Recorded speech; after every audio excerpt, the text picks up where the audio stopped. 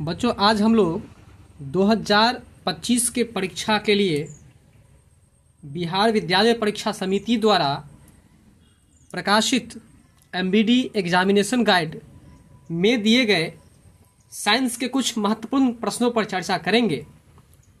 और आज का जो हमारा क्वेश्चन टाइप होगा वो आपको ऑब्जेक्टिव टाइप होगा, जिसको हम लोग वस्तुनिष्ठ प्रश्न कहते हैं। ठीक है, इस वस्तुनिष्ठ प्रश्न में आप यहाँ पर देख सकते हैं कि आगामी बोर्ड परीक्षा के लिए महत्वपूर्ण वस्तुनिष्ठ प्रश्न एवं उनके मानक उत्तर भी दिए गए हैं।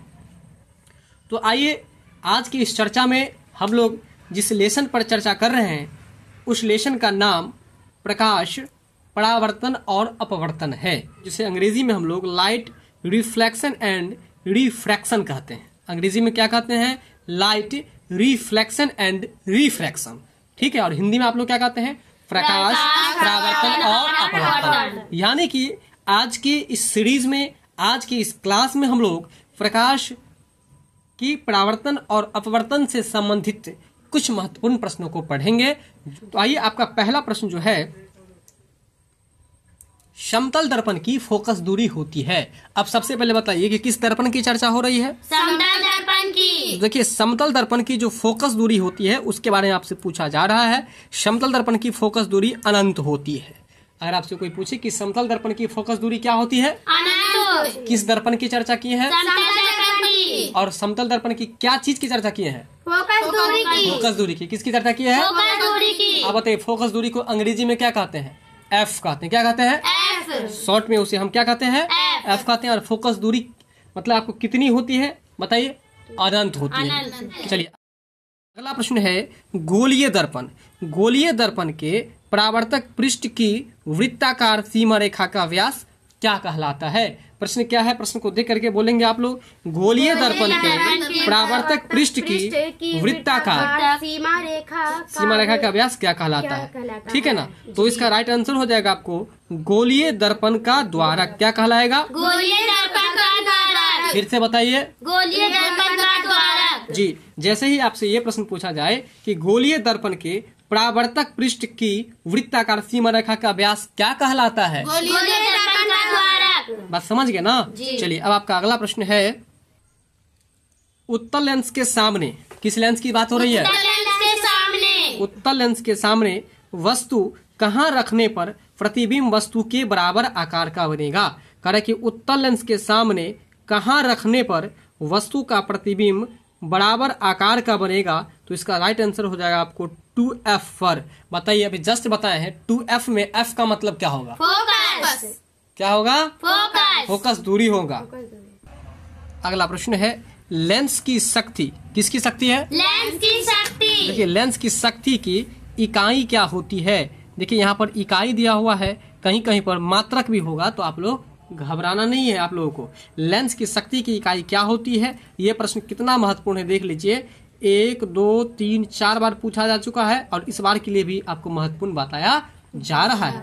बीएम का मतलब होता है बोर्ड मॉडल, मतलब बिहार बोर्ड खुद से गेस किया है इस किताब को, इस गाइड को। बात समझ में आ रहा है ना? इसीलिए इस प्रश्न को तो विशेष रूप से याद रखिएगा कि लेंस की शक्ति की इकाई क्या होती है। तो इसका आंसर हो जाएगा आपको डायोप्टर। क्या हो जाएगा? डायोप्टर। क्या हो जाएगा? डायोप्टर। चलिए,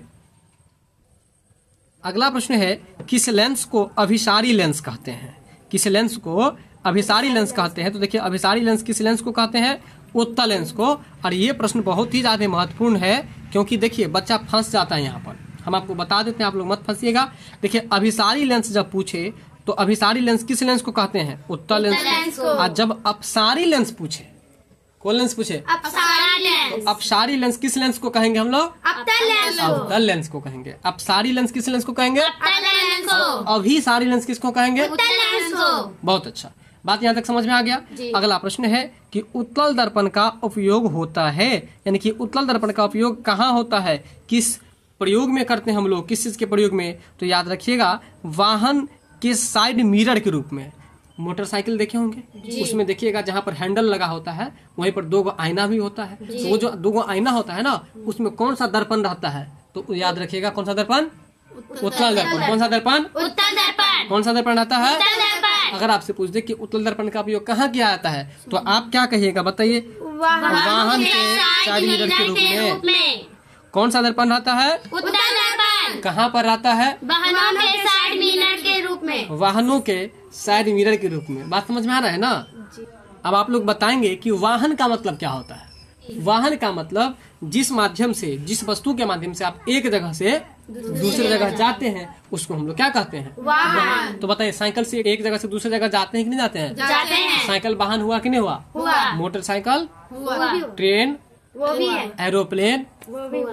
बात समझ में आ रहा है जी, ना? जी। तो बताइए कि वाहन के साइड मिरर के रूप में किस दर्पण का उपयोग होगा? उत्तल दर्पण का। और एक प्रश्न और याद रख लीजिएगा कि वाहन के हेडलाइट के रूप में, किसके रूप में? हेडलाइट के रूप हाँ, में। हेडलाइट के रूप में। हेडलाइट का मतलब होता है गाड़ी का जो बल्ब लगा रहता है ना आगे वाला, जी। उसी को क्या कहता है? हेडलाइट। हेडलाइट। तो उसके हेडलाइट के रूप में किस दर्पण का प्रयोग किया जाता है? तो इसका ठीक उल्टा आप याद रखिएगा, अवतल दर्पण का प्रयोग किया जाता है। बात समझ गए? बताइए कि साइड मिरर के रूप में कहेगा तो कौन सा दर्पण? उत्तल दर्पण। और हेडलाइट में अवतल दर्पण। अवतल दर्पण। अच्छा बताइए कि अभिसारी लेंस किस लेंस को कहता है?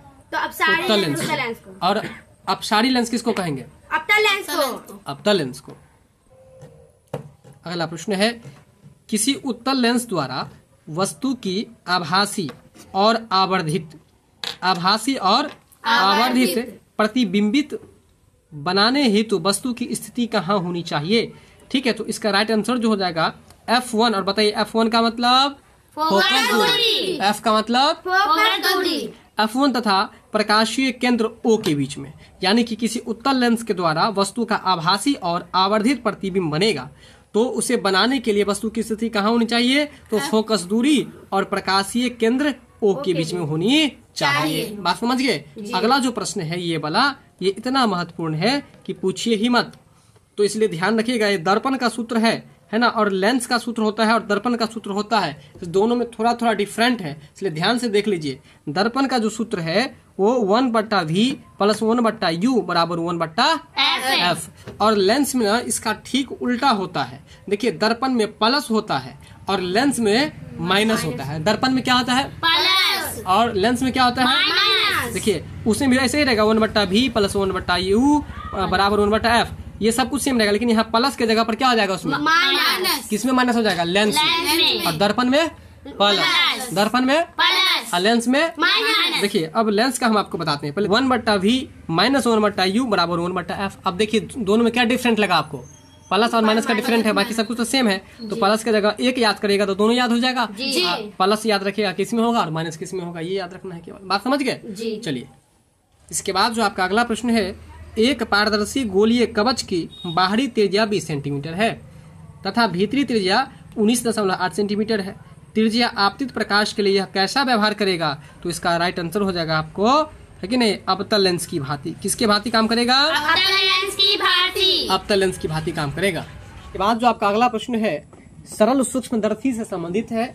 और सरल सूक्ष्मदर्शी में किस प्रकार का लेंस पाया जाता है ना? इसमें कौन सा लेंस कार्य करता है, ये आपसे प्रश्न पूछा जा रहा है। तो इसका राइट आंसर जो हो जाएगा उत्तल लेंस। कौन सा लेंस है? उत्तल लेंस। उत्तल लेंस। ठीक है, सरल सूक्ष्मदर्शी में किस प्रकार के लेंस का प्रयोग किया जाता है? उत्तल लेंस। तो उत्तल लेंस का। और अभी हम जस्ट पढ़ाए थे एक प्रश्न की गाड़ी के साइड मिरर के रूप में किस प्रकार के दर्पण का प्रयोग किया जाता है? बताइए आप लोग। उत्तल दर्पण। और हेडलाइट में अवतल दर्पण का प्रयोग किया जाता है। ठीक है, इसके बाद आपका अगला प्रश्न है, 2 मीटर फोकसांतर वाले उत्तल लेंस की क्षमता क्या होगी? देखिए, फोकस का अंतर जो है वो आपको 2 मीटर है।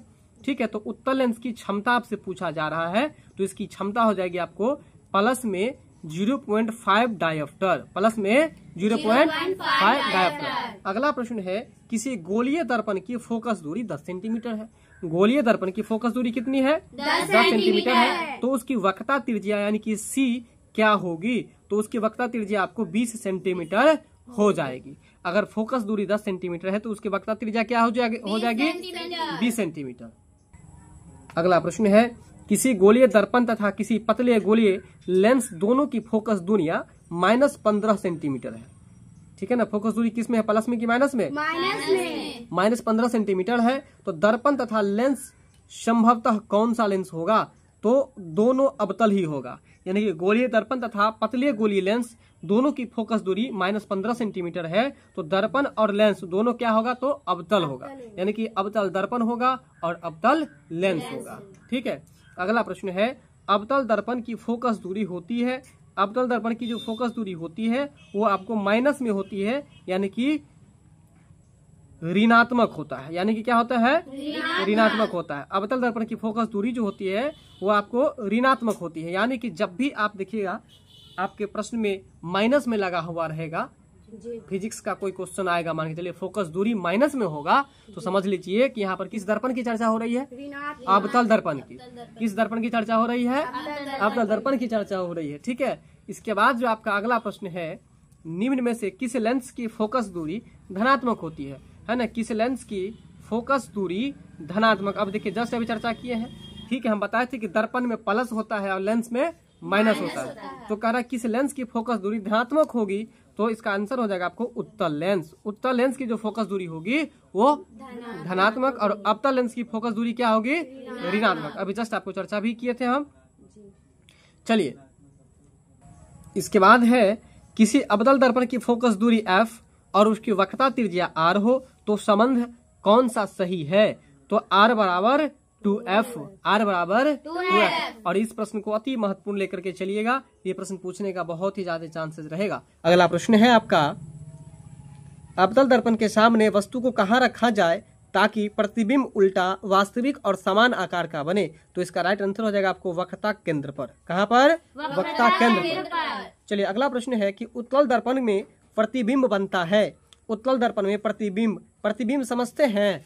आप जब श्रृंगार करते हैं तो उस समय आप दर्पण को सामने में रखते हैं, आईना को, और जब आईना में आप आईना जैसे ही सामने करते हैं तो आपका चेहरा उसमें दिखता है। तो आपका जो चेहरा दिखता है ना, उसी को हम लोग प्रतिबिंब कहते हैं। क्या कहते हैं? प्रतिबिंब। बिल्कुल। दर्पण में जो भी दिखाई पड़े, जैसे जिब्बा दिखाई पड़े तो ये क्या हो जाएगा? प्रतिबिंब हो जाएगा। मान चलिए आपका फोन दिखाई पड़े, क्या हो जाएगा? प्रतिबिंब। बात समझ रहे हैं ना? चलिए, इसके बाद आपका अगला प्रश्न है, प्रकाशिक माध्यम कितने प्रकार के होते हैं? ठीक है, प्रकाशिक माध्यम कितने प्रकार के होते हैं? तो देखिए प्रकाशिक माध्यम जो है यह आपको 2 प्रकार के होते हैं। प्रकाशिक माध्यम कितने प्रकार के होते हैं? 2 प्रकार के होते हैं। अगला प्रश्न है, अवतल दर्पण में, किस दर्पण में? अवतल दर्पण में प्रतिबिंब किस प्रकार बनती है? तो अवतल दर्पण में प्रतिबिंब जो है वास्तविक और काल्पनिक बनती है। अवतल दर्पण में प्रतिबिंब किस प्रकार बनती है? वास्तविक और काल्पनिक बनती है। ठीक है ना? बात समझ रहे हैं कि नहीं समझ रहे हैं? चलिए, अवतल दर्पण में आप बताएंगे कि फोकस दूरी धनात्मक होता है कि ऋणात्मक होता है, आपको बताना है। अभी जस्ट पढ़ाए थे, अवतल में माइनस होता है। क्या होता है? माइनस, यानी कि ऋणात्मक होता है। अगला प्रश्न है, एक अवतल दर्पण की वक्रता त्रिज्या 40 सेंटीमीटर है, इसकी फोकस दूरी क्या होगी? है ना? तो फोकस दूरी जो हो जाएगी इसकी, वो आपको कितनी हो जाएगी? 20 सेंटीमीटर। कितनी हो जाएगी? 20 सेंटीमीटर हो जाएगी। अगला प्रश्न है, अवतल दर्पण के सामने वस्तु को कहाँ रखने पर प्रतिबिंब समान साइज का बनेगा? अवतल दर्पण के सामने, किस दर्पण के सामने? अवतल दर्पण के सामने वस्तु को कहाँ रखने पर प्रतिबिंब समान आकार का बनेगा? तो याद रखिएगा, वक्रता केंद्र पर जब हम रखेंगे वस्तु को, तो वो जो प्रतिबिंब बनेगा वो कैसा बनेगा? बिंब के जैसा ही प्रतिबिंब बनेगा। बिंब का मतलब होता है वस्तु। बिंब का मतलब वस्तु। जैसे अगर आप आईना के सामने खड़ा होते हैं, दर्पण के सामने खड़ा होते हैं, तो आप क्या हो गए? वस्तु। आप वस्तु है, और आपका चेहरा जो आईना है बना वो क्या हो गया? प्रतिबिंब हो गया। ठीक है, तो वही बात बता रहा है कि अवतल दर्पण के सामने वस्तु को कहाँ रखेंगे तो प्रतिबिंब समान साइज का बनेगा। तो यदि आप वक्रता केंद्र पर वस्तु को रखेंगे तो वह समान साइज का बनेगा। तो बताइए कि हजामती के रूप में, दाढ़ी बाल काटने के रूप में किस दर्पण का प्रयोग किया जाता है? ठीक है। अगला प्रश्न है, किसी अवतल दर्पण की वक्रता त्रिज्या 30 सेंटीमीटर है। अवतल दर्पण की वक्रता त्रिज्या कितनी है? 30 सेंटीमीटर है। ठीक है, तो उसके नाभ्यंतर का मान क्या होगा? तो ये इसका आंसर हो जाएगा आपको 15 सेंटीमीटर। कितना हो जाएगा? 15 सेंटीमीटर। अगला प्रश्न है, जब प्रिज्म से किसी प्रकार किरण का अपवर्तन होता है तो आपतित किरण और निर्गत किरण के बीच बने कोण को क्या कहते हैं? तो इसका आंसर हो जाएगा आपको विचलन कोण।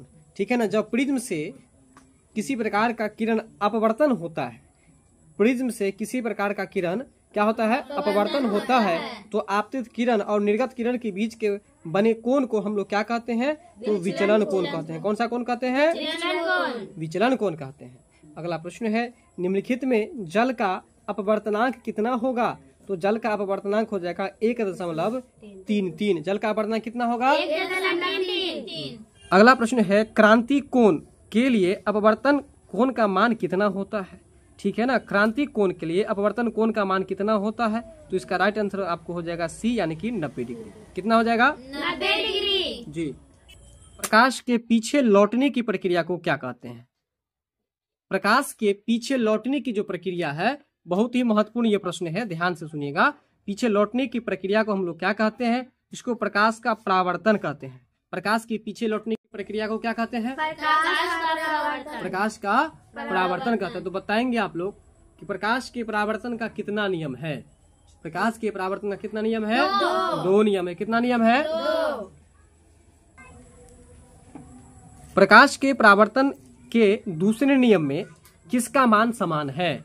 महत्वपूर्ण क्वेश्चन। प्रकाश के परावर्तन का जो दूसरा नियम है, इस नियम में किसका मान समान है? तो देखिए, आपतन कोण परावर्तन कोण के बराबर होता है, यानी कि आपतन कोण का मान और परावर्तन कोण का मान, दोनों का मान क्या है? बराबर है। पूछ रहा है कि प्रकाश के परावर्तन के दूसरे नियम में, प्रकाश के परावर्तन का जो दूसरा नियम है, उसमें किसका मान समान है? तो देखिए, आपतन कोण का मान और परावर्तन कोण का मान समान है, यानी कि बराबर है। ठीक है। अगला प्रश्न है कि प्रकाश के अपवर्तन के कितने नियम है? तो याद रखिएगा, प्रकाश के अपवर्तन के भी 2 नियम है। प्रकाश के अपवर्तन के कितने नियम है? 2 नियम है। अगला प्रश्न है हजामत, यानी कि जब दाढ़ी बनाने के लिए जाते हैं तो दाढ़ी बनाने में किस दर्पण का प्रयोग किया जाता है? ये बताइए, आप लोग जस्ट बताए हैं। अवतल दर्पण का। किस दर्पण का? अवतल दर्पण। और अवतल दर्पण में फोकस दूरी माइनस में होता है कि प्लस में होता है? माइनस में होता है। किस में होता है? चलिए, कांच का मतलब क्या होता है? शीशा। कांच की एक समांतर पट्टिका पर श्वेत किरण, श्वेत मतलब उजला, सफेद, श्वेत किरण तिरछी आपतित होती है। निम्नलिखित में कौन प्रथम अपवर्तन के साथ घटित होगा? तो इसका राइट आंसर हो जाएगा आपको विचलन। ठीक है ना। कौन प्रथम आवर्तन के साथ घटित होगा? तो इसका आंसर क्या हो जाएगा? विचलन। यदि किसी समतल दर्पण को 4 डिग्री कोण से घुमा दिया जाए, समतल दर्पण को किस डिग्री कोण से घुमा रहे हैं? 4 डिग्री। मतलब 4 परिवर्तित किरण कितना डिग्री घूम जाएगा? तो इसका आंसर हो जाएगा 8 डिग्री। ठीक है ना। कितना डिग्री घूम जाएगा? 8 डिग्री। अगला प्रश्न है, किसी समतल दर्पण द्वारा आवर्धन होता है, किसी समतल दर्पण के द्वारा जो आवर्धन होता है वो आपको +1 यानी कि प्लस में 1 हो जाता है। कितना हो जाता है? प्लस में 1 हो जाता है। चलिए, अगला प्रश्न है, एक व्यक्ति जिसकी लंबाई 1.5 मीटर है, एक व्यक्ति जिसकी लंबाई कितनी है? 1.5 मीटर है, उसको अपना संपूर्ण प्रतिबिंब देखने के लिए समतल दर्पण की न्यूनतम लंबाई कितनी होनी चाहिए? तो समतल दर्पण की जो कम से कम लंबाई होनी चाहिए 0.75 मीटर। कितनी होनी चाहिए? 0.75 मीटर। किस दर्पण की चर्चा हो रही है? समतल दर्पण। अगला प्रश्न है, किसी उत्तल लेंस की फोकस दूरी हमेशा होती है। अब देखिए, इस प्रश्न की चर्चा अभी जस्ट किए थे हम लोग कि अवतल में माइनस होगा तो उत्तल में क्या होगा? इसका राइट आंसर आपको हो जाएगा ए हो जाएगा, जो कि यहाँ पर गलत दिया है। प्लस और माइनस दोनों दिया है, जो कि गलत है। याद रखिएगा, उत्तल दर्पण की फोकस दूरी जो होती है वो आपको क्या होता है? पॉजिटिव, यानी कि धनात्मक होता है। क्या होता है? धनात्मक, यानी कि प्लस में होता है। अगला प्रश्न है, किसी गोलीय दर्पण की वक्रता त्रिज्या 50 सेंटीमीटर है। गोलीय दर्पण की वक्रता त्रिज्या कितनी है? 50 सेंटीमीटर। तो इसकी फोकस दूरी क्या हो जाएगी? तो इसकी फोकस दूरी आपको 25 सेंटीमीटर हो जाएगी। कितनी हो जाएगी? 25 सेंटीमीटर। जी। अब देखिए, वक्रता त्रिज्या है आपको कितना? 50 सेंटीमीटर। तो F बराबर जो होता है ना, फॉर्मूला होता है F बराबर R/2। क्या होता है? R/2। तो अब ध्यान दीजिए कि R यहाँ पर कितना है? 50 सेंटीमीटर है। अब 50 बटा जब 2 करेंगे तो कितना बचेगा? 25 से ना बचेगा। तो इसलिए इसका आंसर जो हो जाएगा वो क्या हो जाएगा? 25 सेंटीमीटर। तो याद रखिएगा कि जब आपको वक्रता त्रिज्या दिया हो, है ना, वक्रता त्रिज्या दिया हो, तो आपको फोकस दूरी निकालने के लिए F R/2 वाला फॉर्मूला लगा देंगे, आपका आंसर आ जाएगा। बात समझ रहे हैं? अगला प्रश्न है आपका, निम्न में कौन सा पदार्थ लेंस बनाने के लिए प्रयुक्त नहीं किया जाता है? अब देखिए, कौन सा पदार्थ है जो आपको प्रयोग नहीं किया जाता? क्या चीज बनाने में? लेंस बनाने में। क्या बनाने में? लेंस बनाने में। जी, लेंस बनाने में कौन सा पदार्थ है जो आपको प्रयोग नहीं किया जाता है? तो देखिए, मिट्टी का प्रयोग नहीं किया जाता है, जबकि किसका प्रयोग किया जाता है? याद रखिएगा, जल का प्रयोग किया जाता है, कांच का प्रयोग किया जाता है। और बताइए, कांच का मतलब क्या होता है? जस्ट बताए थे, कांच का मतलब शीशा। और प्लास्टिक का भी प्रयोग किया जाता है। तो बताइए कि लेंस बनाने के लिए किसका किसका प्रयोग किया गया? कांच का, जल का और प्लास्टिक का, लेकिन किसका नहीं किया गया? मिट्टी मिट्टी का प्रयोग नहीं किया। अगला प्रश्न है, किसी शब्दकोश को अंग्रेजी में डिक्शनरी कहते हैं, में पाए गए छोटे अक्षरों को पढ़ते समय आप कौन सा लेंस पसंद करेंगे? तो याद रखिएगा 5 सेंटीमीटर फोकस दूरी का उत्तल लेंस। जब आप कोई डिक्शनरी पढ़ेंगे ना तो अक्षर जब छोटा छोटा अक्षर दिखाई नहीं पड़ेगा तब किस लेंस का प्रयोग करिएगा? तो 5 सेंटीमीटर फोकस दूरी का उत्तल लेंस। 5 सेंटीमीटर फोकस दूरी का उत्तल लेंस। बताइए उत्तल लेंस जो होता है उसमें फोकस दूरी प्लस में होता है कि माइनस में होता है? आत्मदीप्त वस्तुएं हैं। देखिए आत्मदीप्त का मतलब क्या होता है समझ लीजिए, ऐसा वस्तु जो अपना प्रकाश स्वयं उत्सर्जित करता है। जैसे कि देख लीजिए, आपको हम बता रहे हैं तारा के बारे में। तारा है ना, अब जैसे डिबिया ले लीजिए, आपका दीप है या कोई डिबिया है या लालटेन है, आप उसको जलाते हैं तब तो जलता है। जैसे बल्ब है उसको जलाते हैं तब तो जलता है, मोमबत्ती जलाते हैं तब तो जलता है। लेकिन क्या ये जो तारा है, स्टार है, तारा जानते हैं ना आप लोग? तो तारा में हम लोग रोशनी जलाने के लिए जाते हैं? नहीं जाते ना। ये अपने आप उजाला निकालता है। तो इसी तरह के जो वस्तु होते हैं उसको आत्मदीप्त कहते हैं। क्या कहते हैं? आत्मदीप्त। यानी कि जो वस्तुएं स्वयं प्रकाश को निकालती है, उत्सर्जित करती है, उसे हम लोग आत्मदीप्त वस्तुएं कहते हैं। अगला प्रश्न है, किसी बिंदु वस्तु से निकलकर किरणें किसी लेंस से अपवर्तित होकर जिस बिंदु पर मिलती है उसे कहते हैं। मतलब उसे क्या कहते हैं? फिर से समझिए, किसी बिंदु वस्तु से निकलकर किरणें किसी लेंस से अपवर्तित होकर जिस बिंदु पर मिलती है उसे हम लोग फोकस कहते हैं। उसे क्या कहते हैं? आप फोकस को अंग्रेजी में क्या कहते हैं? एफ। फोकस को अंग्रेजी में क्या कहते हैं? एफ कहते हैं। अब है, उत्तल दर्पण द्वारा बना प्रतिबिंब जो होता है वो कैसा होता है? तो देखिए उत्तल दर्पण के द्वारा जो बना प्रतिबिंब होता है वो सीधा और छोटा होता है। उत्तल दर्पण के द्वारा बना प्रतिबिंब कैसा होता है? सीधा और छोटा। उत्तल दर्पण के द्वारा बना प्रतिबिंब कैसा होता है? सीधा और छोटा होता है। अगला प्रश्न है, एक अवतल दर्पण के प्रधान अक्ष पर चलती चींटी का प्रतिबिंब है ना सीधा है तथा बढ़ता जा रहा है। चींटी की गति की दिशा क्या हो गई? तो फोकस से ध्रुव की ओर। चींटी की दिशा क्या होगी? फोकस से ध्रुव की ओर होगी। अगला प्रश्न है, गोलीय दर्पण में फोकसांतर एवं वक्रता त्रिज्या के बीच संबंध जो होगा वो आपको हो जाएगा R = 2F। और बहुत ही महत्वपूर्ण प्रश्न, ऐसे प्रश्न को भूलिएगा मत, लिख करके याद कर लीजिएगा। मतलब गोलीय दर्पण में फोकसांतर और वक्रता त्रिज्या के बीच संबंध जो होगा वो क्या होगा? तो R बराबर 2F। चलिए अगला प्रश्न है, किसी दर्पण से वस्तु का बड़ा प्रतिबिंब बनता है। किसी दर्पण से वस्तु का बड़ा प्रतिबिंब जो बनता है वो किस दर्पण में बनता है? तो अवतल दर्पण। मतलब अवतल दर्पण एक ऐसा दर्पण है जहाँ पर आप कोई छोटा वस्तु को रखेंगे तो बड़ा करके दिखाएगा, ठीक है ना। और उत्तल दर्पण के पास कोई वस्तु रखिएगा तो बड़ा वस्तु को छोटा करके दिखा देगा। मतलब दोनों में उल्टा संबंध है। किसी दर्पण में वस्तु का बड़ा प्रतिबिंब जो बनता है वह आपको कह रहा कि कौन सा दर्पण है? तो अवतल दर्पण है। बात समझ गए? चलिए, किसी बिंब का अवतल दर्पण द्वारा बना प्रतिबिंब आभासी, सीधा और बिंब से बड़ा पाया गया। मतलब बिंब का प्रतिबिंब आभासी है, सीधा है और बिंब से बड़ा है, ठीक है ना। तो वस्तु की स्थिति कहाँ होनी चाहिए? तो याद रखिएगा दर्पण के ध्रुव और मुख्य फोकस के बीच में। दर्पण के ध्रुव और मुख्य फोकस के बीच में होगा। अगला प्रश्न है, यदि समतल दर्पण को अभिलंब की दिशा में 5 सेंटीमीटर खिसका दिया जाए तो प्रतिबिंब खिसक जाता है।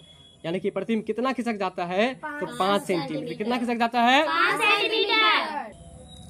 सूर्य की किरणों को एक अवतल दर्पण के गौण अक्ष यानी कि सेकेंडरी एक्सिस के समानांतर आपतित कराया जाता है तो गोलीय दर्पण की फोकस दूरी की आधी दूरी पर एक समतल दर्पण अभिसारी किरणों को प्राप्त कर परिवर्तित करता है। समतल दर्पण द्वारा बना प्रतिबिंब जो होगा वो कौन सा होगा? कैसा होगा? तो काल्पनिक तथा सीधा होगा। काल्पनिक तथा सीधा होगा। गोलीय दर्पण की फोकस दूरी उसके वक्रता त्रिज्या की होती है। तो महत्वपूर्ण प्रश्न है कि गोलीय दर्पण की जो फोकस दूरी होती है, फोकस दूरी को अंग्रेजी में क्या कहते हैं? F। वक्रता त्रिज्या को अंग्रेजी में क्या कहते हैं? R कहते हैं, है ना। तो गोलीय दर्पण की जो फोकस दूरी है और उसकी वक्रता त्रिज्या है तो उस दोनों के बीच में कह रहा है कि उसकी वक्रता त्रिज्या की होती है, मतलब आधी होती है। कितनी होती है? आधी। क्या आधी होती है?